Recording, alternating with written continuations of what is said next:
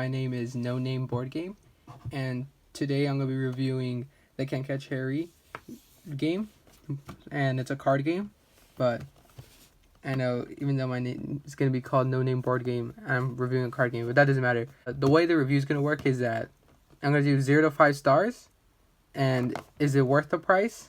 Does it live up to the expectations it has? That's the honest review, and then after I'm going to give it my personal review of the same thing. But I'm going to review the whole game, talk about how it is, and if everything is worth it.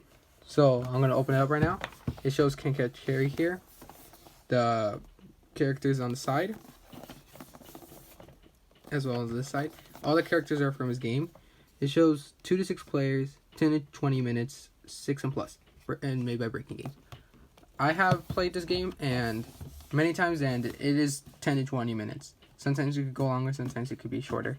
Just depends. So, show the fast-paced card game that comes with collector's cards from the popular YouTuber channel The Odd Ones Out. It shows set them odds up on the game mat, deal 4 cards, draw them fast, collect 4 of a kind, get them odds, and there's some cards that give you -1. It shows 58 playing cards, 6 plastic figurines, 1 instructions, and 1 playmat. So, gonna open it up, and right here at the very beginning is a nice little moth right there. It says Can't Catch Harry, The Odd Ones Out card game. And one thing that I liked is that there's magnets in here. You can see right here there's magnets, which means if you close it, it automatically snaps into place, which is pretty good. The only issue is that if this was to be ripped off, then there'd be no way to close it, but I doubt that should happen. And you can see the magnets right here. It works perfectly fine. So the items that come are the game instructions, which I should talk about first. It credits who backed the game in its Kickstarter, who designed it. It talks about all the characters, which is Baby James, Fox, Evil Bird, and so many on as well. There's Harry, Chubbs, Cray, Lamp, and those are the other mods that come in it. The extras are the playmat, the instruction manual, and right here it shows all the characters all the characters that are there, and the moths and the lamp. The only thing I don't like is that the lamp is, a clip art, while the others are actual characters, but that's okay. It shows how the mat is, and it talks about the setup and what you're supposed to do and how to play the game. There's also a 2-deck variant, which I like. I still haven't tried it though, so I can't say if I will or will not recommend it. And it shows how to play Can't Catch Harry, and it shows how much each one is worth and the way anyone is win. So I'm going to explain it quickly while taking everything out. The way you play this game is so the instructions here is that you pass 4 cards to each player that there is, and how many players there are, it depends how many moths, as well as the lamp. You have to include the lamp. So if you have 2 players, then you have 1 moth, which is Harry, and the lamp.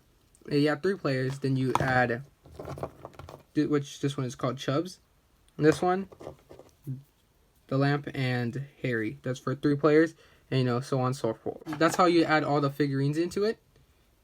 And the person who has a deck with them, which is meant to be the youngest player, so this is where you put all the characters on this map, and the youngest player will pass 1 card at a time. It's like spoons in a way, but you could say is a more fast-paced, better version. I would personally say, because in this one, if you were to get the -1 lamp, you would have a -1 point and you wouldn't be out. So each person will get a character or a lamp no matter what. So the only way to get a character is to have 4 of a kind, which is to either have all 4 twins, all 4 evil birds, all 4 mom, you name it. So if someone has these 2 twins as well as they have these 4 cards, and if they get 1 twin, then they just get rid of the mom, and then they get the hunter, but they don't need it, so they get rid of it and pass it to the next person. But if they get the twin, then they just get rid of the evil bird, and they have all 4, so then they have all 1 of a kind, and then they just get then they just get Harry. So that's 3 points. And then once someone grabs this, everyone else has to grab a Harrison. And if you're stuck with this one, that's -1. Some cards will give you negative points, but that's for a how to play video. And these will finish a deck, which will finish your hand if you have anything.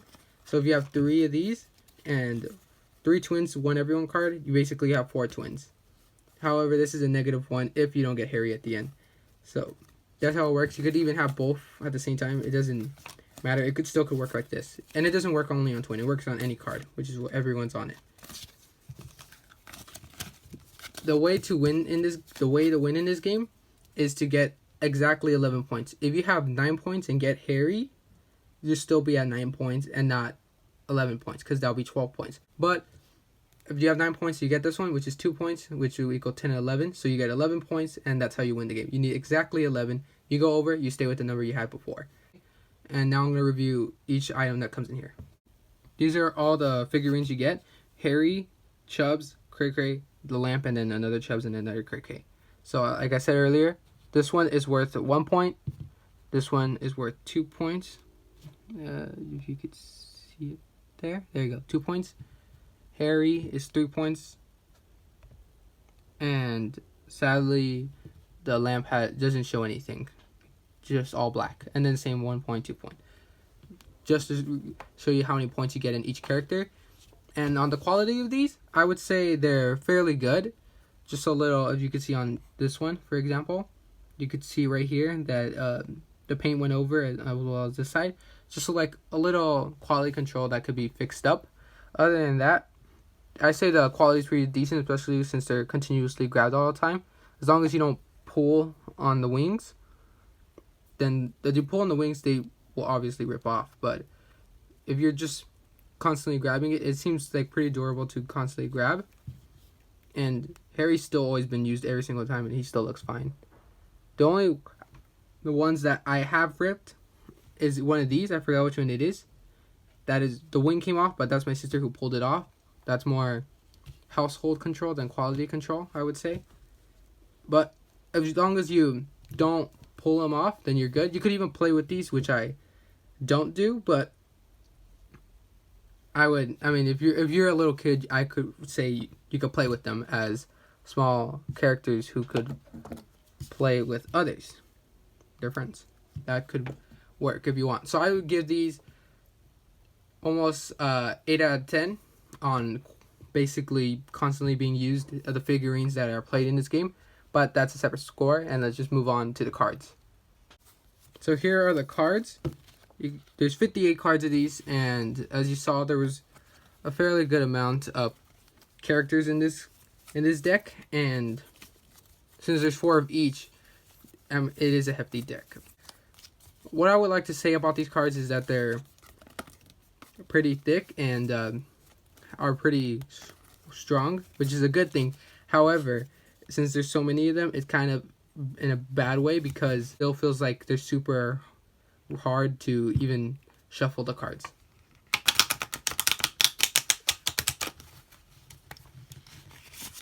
You would have to put a lot of effort into it, and they're super like resistant to actually being pushed, which is a pretty bad thing.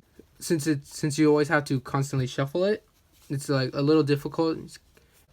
Some cards stay together because since they're super rough, it's like hard to get every single card to go on top of each other. But other than that, the cards themselves look nice. There's actually good effort onto each card. As you can see here, there's a sandwich artist, Harry, Baby James, Fox. You could see that James, the odd ones out, put effort into these cards. And every single card has Harry the Moth secretly in. As you can see in this one, Harry is in the tomato. That's where Harry is. Some are pretty hard to tell. There he is, right here. That's where Harry is. Some are hard to tell, while others are pretty simple to see, such as the lamp, where Harry's like right on the front page. Evil Bird, it's pretty hard to tell, but he's in the glasses. James, he's flying out. So some are easy, some are hard. But I would say that these cards are pretty rough, and if they were actually better, which the expansion pack is, they would feel a lot smoother and easier to shuffle. But they're okay since it's his first game. I would lay it off a little, but still, the cards could have been better. As we move on to the mat, this is the mat itself. It has the characters from his YouTube channel. Can't Catch Harry shows where each character should go, such as Craig, Chubbs, Harry, the lamp, and then the other two at the bottom. It's basically a mouse pad you could use. Playmat is very thin, and it is good that you could just wash it if it gets dirty. And I don't see that this could be ripped easily. You would have to try to rip it, unlike cardboard, which could be ripped, such as an actual board. So this is a pretty good item to use. But just like I said, it's very thin compared to this one, which is a different mat that I got from a different website. And even though it's also thin, you can still feel that it's more durable, and it's a little thicker, and you could just feel the better quality in it. I don't know if this was intentional for it to be this thin and in this light, but it does work, and it still looks fairly good. All the characters that are there look nice, and you can recognize them easily.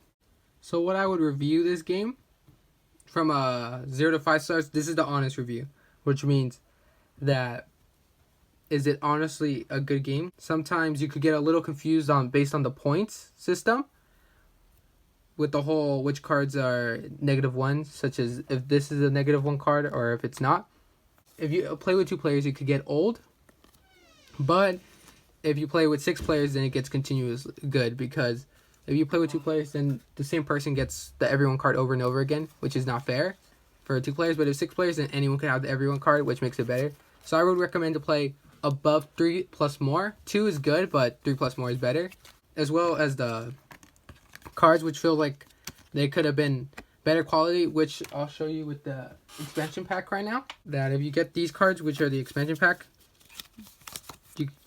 I don't know if you could just tell, but these are a lot, they're still the same good quality, but at the same time they are easier to shuffle rather than some of these, which just feel a lot harder and more resistant to shuffling.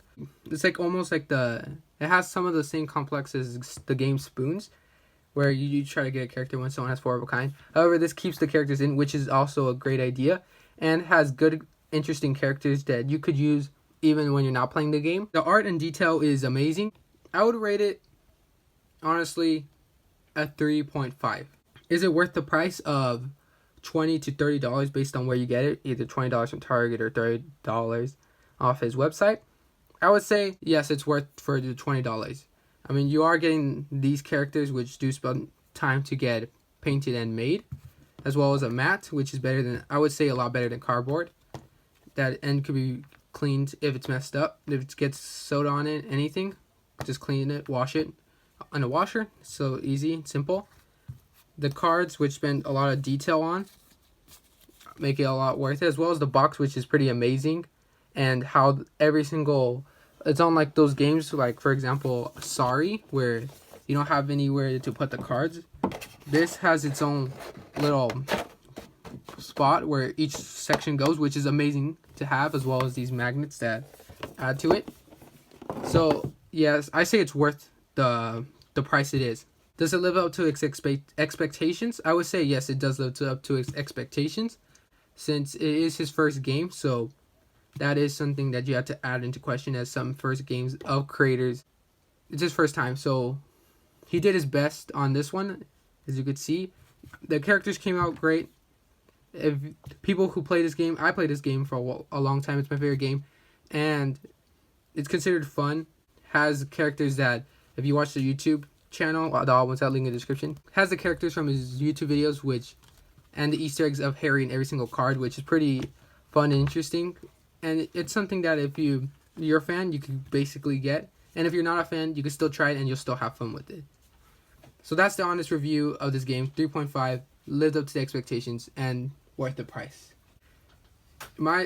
Just a simple one for what I would review it. I would review it still just at a higher star, which is a 4 out of 5. It still lived up with the expectations, and if the price is worth it. Other than that, thank you for watching the video. If you like this type of stuff that I make, then you could decide if you want to subscribe or not. And if you want, you could also like. It's your option.